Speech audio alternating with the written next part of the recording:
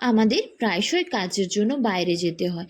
সারাদিন পরিবারের জন্য কাজ করতে করতে বাড়ির মেয়েদের আর নিজের জন্য যত্ন নেওয়ার সময় হয় না।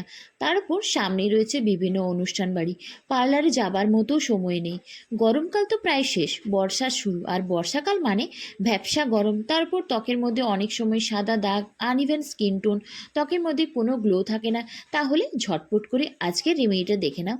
আজকের এই রেমেডিটা তোমরা কোন সময় ব্যবহার করবে, সপ্তাহে তোমরা কদিন ব্যবহার করবে, কোন সময় ব্যবহার করলে ভালো রেজাল্ট পাবে, সব কিছু শেয়ার করব। তার আগে বলবো, যে কোনো রেমেডি করার আগে একটু সময় নিয়ে ধৈর্য সহকারে করো, নিশ্চয়ই রেজাল্ট পাবে। আর এখনও যারা চ্যানেলটিকে সাবস্ক্রাইব করনি তারা চ্যানেলটিকে অবশ্যই সাবস্ক্রাইব করে রেখো। সবার প্রথমে আমি ফেসটাকে একটা টিস্যুর সাহায্যে খুব ভালোভাবে ক্লিন করে নিচ্ছি। তোমরা যে কোনো ফেস ওয়াশ দিয়েও মুখটাকে ধুয়ে নিতে পারো। এরপর ফেসটাকে খুব ভালোভাবে স্ক্রাবিং করব। তার জন্য নিয়েছি 1 চামচ টক দই আর কয়েকটা চিনির দানা। এই চিনির দানা কিন্তু আমাদের ত্বকের জন্য খুব ভালো স্ক্রাবার হিসেবে কাজ করে।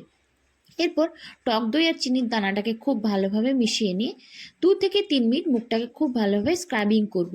মুখের মধ্যে থাকা ব্ল্যাক হেডস এবং হোয়াইট হেডসের সমস্যা কিন্তু খুব সহজেই দূর হয়ে যায়। তোমরা যদি এই ফেসিয়ালটাকে বাড়িতে করতে নাও চাও, তাহলে এই স্ক্রাবারটাকে সপ্তাহে অন্ততপক্ষে 2 দিন কিন্তু অবশ্যই করো।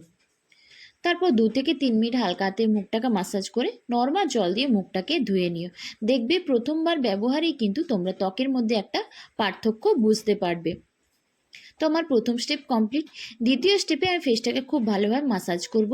নিয়েছি 1 চামচ টক দই আর এর সঙ্গে নিচ্ছি নারকেল তেল। আমি আমার প্রায় অনেক রেমেডিতেই কিন্তু নারকেল তেল ব্যবহার করি।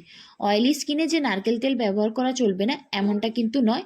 অয়েলি স্কিনেও কিন্তু তোমরা নারকেল তেল ব্যবহার করতে পারো। আমার ত্বকও প্রচণ্ড পরিমাণে অয়েলি।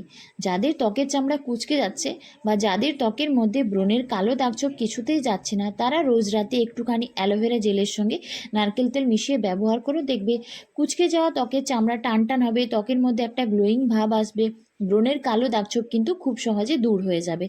তো আমার ফেসটা কিছুক্ষণ মাসাজ করা হয়ে গেছে। এরপর একটা টিস্যুর সাহায্যে আমি ক্লিন করে নিচ্ছি। আমার এখানে দ্বিতীয় স্টেপ কমপ্লিট হয়ে গেলো। এরপর বানাবো ফেস প্যাক। তার জন্য নিচ্ছি 1 চামচ মতো বেসন। রান্নার যে বেসন হয় আমি এখানে সেটাই নিয়েছি। এর সঙ্গে আমি মিশিয়ে নিচ্ছি 1 চিমটে মতো হলুদের গুঁড়ো। রান্নার যে গুঁড়ো হলুদ হয় আমি এখানে সেটাই নিয়েছি। আর আমি এর সঙ্গে মেশাবো 1 চামচ মতো টক দই। আমি আজকে কিন্তু এখানে কোনো জল জাতীয় জিনিস মেশাচ্ছি না। এই টক দই দিয়ে কিন্তু আমি আমার এই ফেস প্যাকটাকে আজকে রেডি করে নেব। তোমরা এটাকে হাতে পায়ে এবং গলাতেও ব্যবহার করতে পারো, তার জন্য পরিমাণটাকে একটু বাড়িয়ে নিও। তো আমার এখানে ফেস প্যাকটা রেডি হয়ে গেছে। এরপর আমি এটাকে আমার ফেসের মধ্যে ব্যবহার করব। সপ্তাহে তোমরা 2 থেকে 3 দিন এই রেমেডিটা অবশ্যই ব্যবহার করে দেখো। এটাকে তোমরা চেষ্টা করো রাত্রের দিকে করার। যেহেতু এর মধ্যে হলুদ দিয়েছি, হলুদ লাগিয়ে রোদে না বেরোনোই ভালো। যদি তোমরা দিনের বেলায় করে থাকো তাহলে রোদে না বেরোনোর চেষ্টা করো।